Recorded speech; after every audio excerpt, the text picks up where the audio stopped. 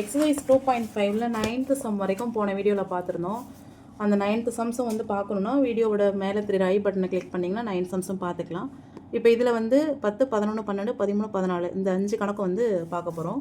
So இப்போ 10வது கணக்கு பார்க்கலாம். ஒரு சினிமா அரங்கின் முதல் வரிசையில் 20 இருக்கைகளும் மொத்தம் 30 வரிசைகளும் உள்ளன. அடுத்தடுத்த ஒவ்வொரு வரிசையிலும் அதற்கு முந்தைய வரிசையை விட 2 இருக்கைகள் கூடுதலாக உள்ளன. கடைசி வரிசையில் எத்தனை இருக்கைகள் இருக்கும்? அதாவது ஒரு சினிமா தியேட்டர் இருக்குது, அங்கே சேர் இருக்குது. எத்தனைனா 20 சேர் இருக்குது. எங்கன்னா ஃபஸ்ட்டு வரிசையில். அப்போ சேரு வரிசை இது ரெண்டு தான் நமக்கு இங்கே டீட்டெயில் கொடுத்துருக்குறது. ஃபஸ்ட்டு ரோவில் 20 சேரு. அதே மாதிரி மொத்தம் எத்தனை ரோ இருக்குது? 30 ரோ இருக்குது. எல்லாத்துலேயும் 20 சேரானா கிடையாது. ஃபஸ்ட்டு ரோவில் மட்டும்தான் 20 சேரு. அடுத்தடுத்த ரோவில் 2 சேராக கூடிக்கிட்டே போகுது. நம்ம இதை வச்சு நம்ம ஒரு கூட்டுத்தொடர் வரிசையை எழுதிடலாம். 20 அதில் 2 கூட்டினோம்னா 22, 24, 26, 28, 30, 32, 34ன்னு 2 சேராக கூட்டி 30 வரைக்கும் எழுதிட்டோன்னா நமக்கு 30 ரோ அப்படின்னு அர்த்தம். அவங்க என்ன கேட்குறாங்க, கடைசி வரிசையில் எத்தனை சேர் இருக்கும் அப்படின்னு கேட்குறாங்க. இது வந்து நமக்கு சூப்பரான ஒரு கணக்கு. அண்டர்ஸ்டாண்ட் பண்ணிக்கிட்டோன்னா நல்லா சூப்பராக போடலாம் அந்த கணக்கு. இப்போ அந்த கணக்கு எப்படின்னு பார்த்துடலாம்.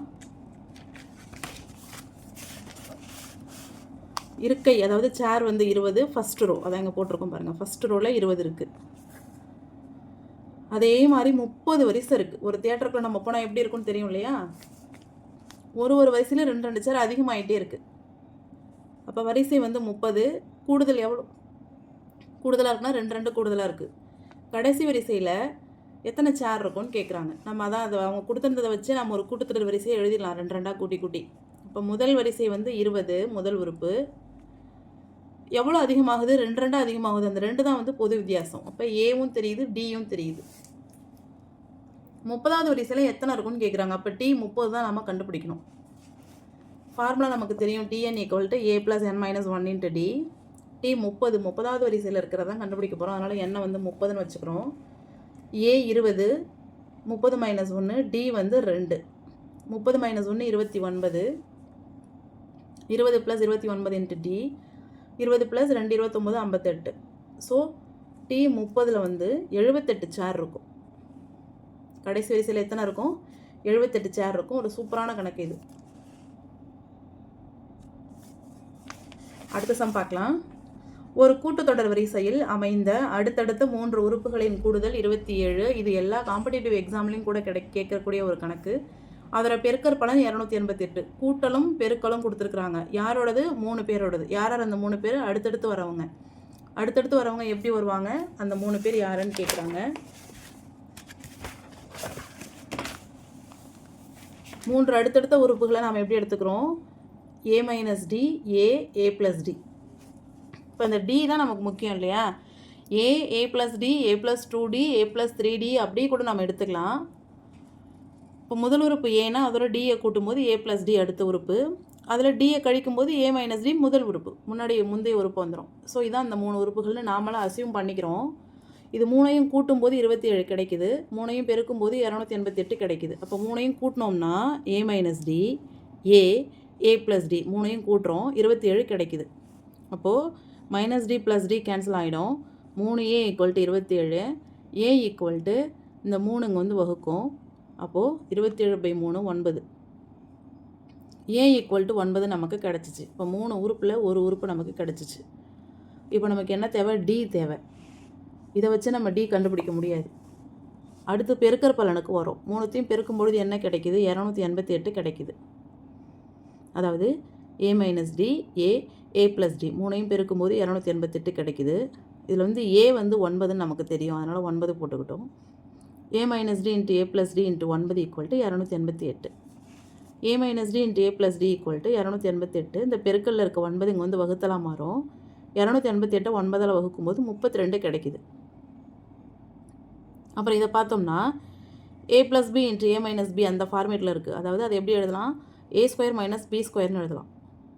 இப்போது a plus d into a minus டினா a square minus d square equal to 32. இதெல்லாம் வகுத்தல்லாம் சிம்பிள் வகுத்தில் நமக்கு தெரிஞ்சிருக்கணும். 9 9, 2 9 18, 3 27 போட்டுக்கலாம். பாக்கி 1 18, 2 9 18, அப்போ 32. இதெல்லாம் ஈஸியாக தெரிஞ்சிருக்கணும். இந்த ஃபார்முலா அப்படி இதை வச்சுக்கிறோம். A square minus d square equal to 32. அடுத்தது ஏன்றது நமக்கு 9ன்னு தெரியும். அப்போ 9 squared minus d squared equal to 32. 9 squared பண்ணால் 81 minus d squared equal to 32. Minus d squared எங்கே வச்சுக்கிறோம். ப்ளஸ் 81 இங்கே போகும்போது மைனஸ் 81 மாறிடுது. இப்போ minus d squared equal to இது 32, இது 81. 81 தான் பெருசு. 81லேருந்து 32 லெஸ் பண்ணால் 49. அதோட சைன் வந்து மைனஸ் 49. மைனஸ் மைனஸ் ப்ளஸ் ஆகிடும். மைனஸ் மைனஸ் அடிச்சிடலாம். D squared equal to 49. அப்போ டி ஈக்குவல் டு 7. ஸோ நமக்கு டியும் கிடச்சிச்சு. ஏவும் தெரியும், டியும் தெரியும். அந்த 3 உறுப்பையும் நம்ம கண்டுபிடிச்சிடலாம். அதாவது ஏ மைனஸ் டினா 9 minus 7 2. A equal to 9. A plus டினா 9 ப்ளஸ் 7 16. ஸோ அந்த 3 உறுப்புகள் என்னென்ன அப்படின்னு பார்த்தோன்னா a minus d, a plus d, அதாவது 2 9 16.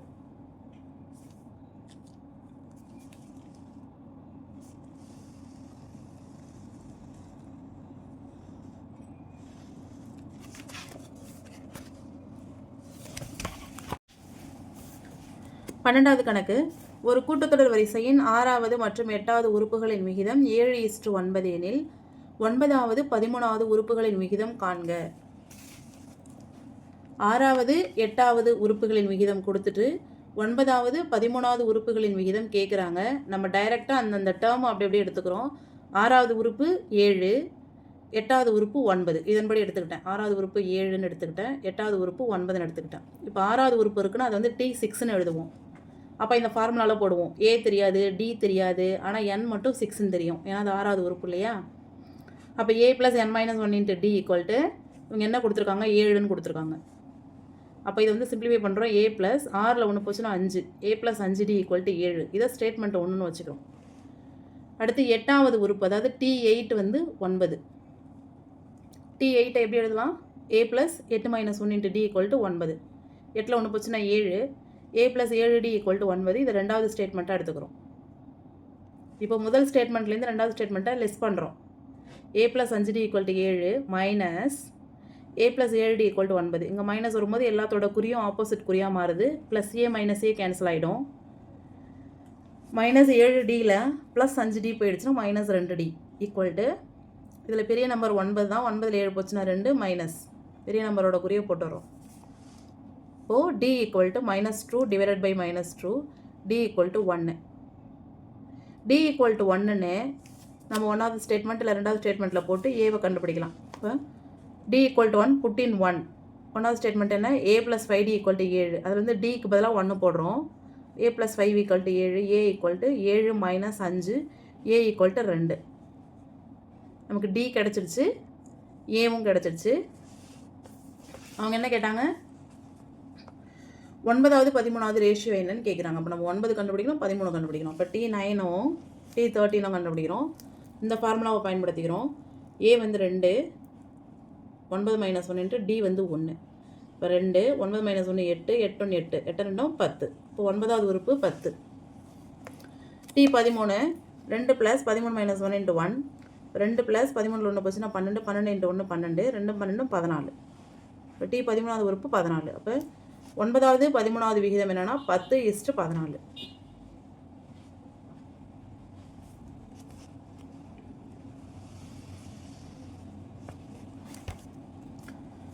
ஒரு குளிர்காலத்தில் திங்கட்கிழமை முதல் வெள்ளிக்கிழமை வரை ஊட்டியின் வெப்பநிலை கூட்டுத்தொடர் வரிசையில் உள்ளது. திங்கட்கிழமை முதல் புதன்கிழமை வரை உள்ள வெப்பநிலைகளின் கூடுதல் 0 டிகிரி. புதன்கிழமையிலேருந்து வெள்ளிக்கிழமை வரைக்கும் உள்ள வெப்பநிலைகளின் கூடுதல் 18. அப்போ அந்த 5 நாட்களின் வெப்பநிலையை கேட்குறாங்க. அந்த கூட்டுத்தொடர் வரிசையை கண்டுபிடிக்க சொல்லியிருக்கிறாங்க.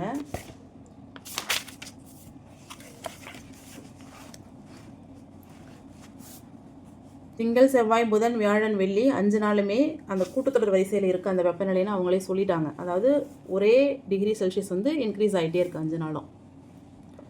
அது மட்டும் இல்லாத திங்கள் செவ்வாய் புதன் அந்த வெப்பநிலைகளை கூட்டும்போது 0 டிகிரி, புதன் வியாழன் வெள்ளி இது 3ஐயும் கூட்டும்போது 18 டிகிரி. அப்போ எல்லா நாளும் வெப்பநிலை என்ன இருந்ததுன்னு கேட்குறாங்க. திங்கள் செவ்வாய் புதன் வியாழன் வெள்ளி எழுதிக்கிறோம். வந்து புதனை ஏன்னு எடுத்துக்கிறோம், வியாழன் ஏ ப்ளஸ் டி, ஏ ப்ளஸ் 2டி. இது ஏ மைனஸ் டி, ஏ மைனஸ் 2டின்னு எடுத்துக்கிறோம். நமக்கு எதுவுமே தெரியாது, அதனால் இப்படி எடுத்துக்கிறோம். இப்போ என்ன சொல்லியிருக்கிறாங்க, திங்கள் செவ்வாய் புதன் வந்து 0 டிகிரின்னு சொல்லியிருக்கிறாங்க இல்லையா? அப்போ a minus 2d a minus d a இது மூணையும் கூட்டும்போது என்ன வருது? 0 டிகிரி தான் வருதுன்னு சொல்லியிருக்கிறாங்க. அப்போ 0ன்னு எடுத்துக்கிறோம். இப்போ 2d minus 2d minus d ரெண்டுமே மைனஸ், அப்போ minus 3d 1 2 3 3a 3a minus 3d equal to 0. 3 காமனாக வெளியில் எடுத்துட்டோம்னா a minus d equal to 0. இப்போ a minus d equal to 0 அதை வந்து 1ன்னு வச்சுக்கிறோம்.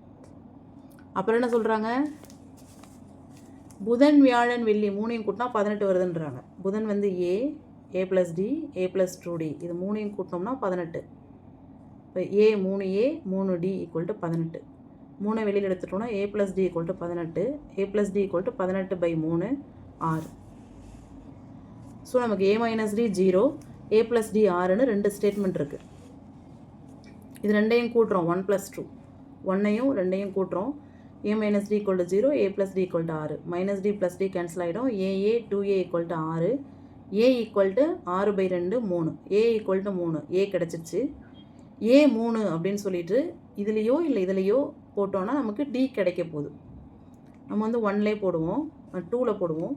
a plus d equal to 6 a வந்து 3ன்னு கிடச்சிச்சு. அப்போ 3 சப்ஸ்டிட் பண்ணுறோம்.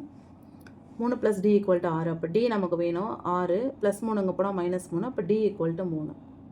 ஏவும் கிடச்சிச்சு டியும் கிடச்சிச்சு. நம்ம இந்த நாட்கள்லாம் இந்த மாதிரி தான் எடுத்துக்கிட்டோம்.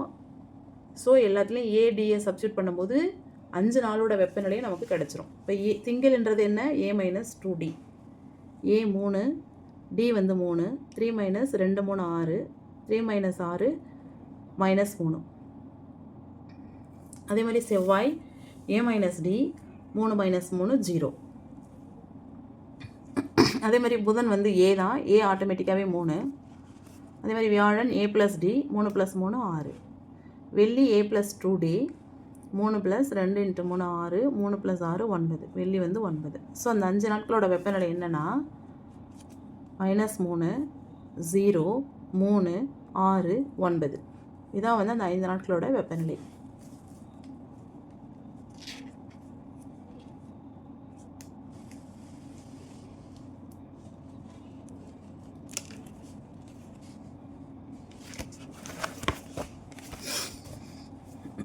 பிரியா தனது முதல் மாத வருமானமான 15,000 ஈட்டுகிறார்.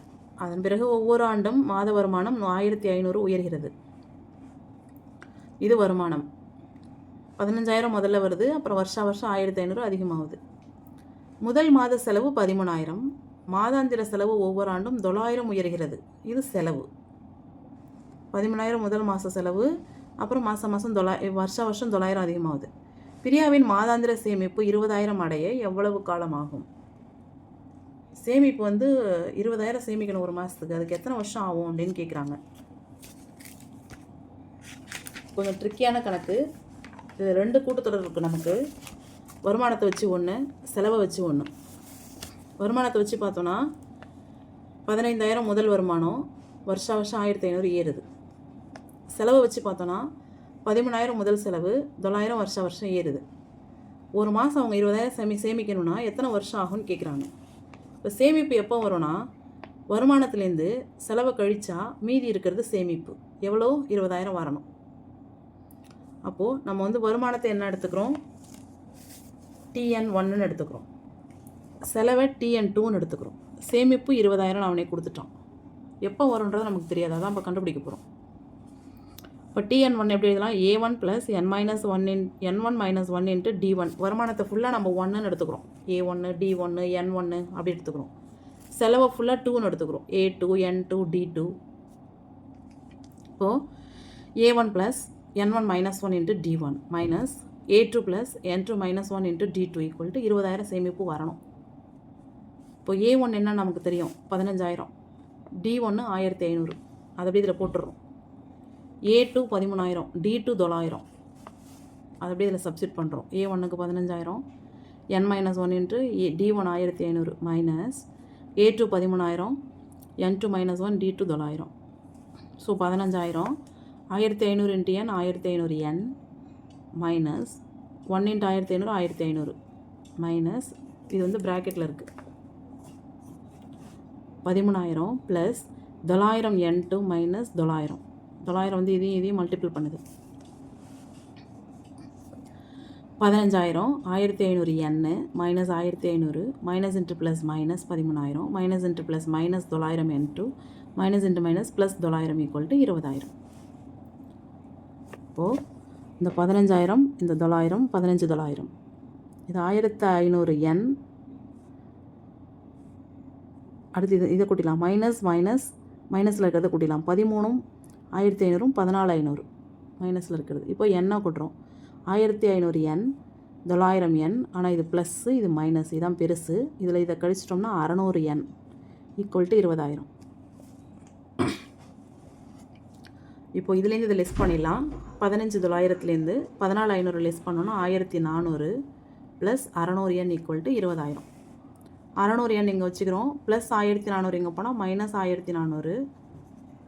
20,000ல் 1,400 போயிடுச்சுன்னா 18,600. 600 n equal to 18,600. n equal to 18,600 divided by இந்த பெருக்கல்ல இருக்க 600 இங்கே வகுத்தலாம் மாறுது. So n equal to simplify பண்ணோன்னா 1,6 6 3 18 1 31.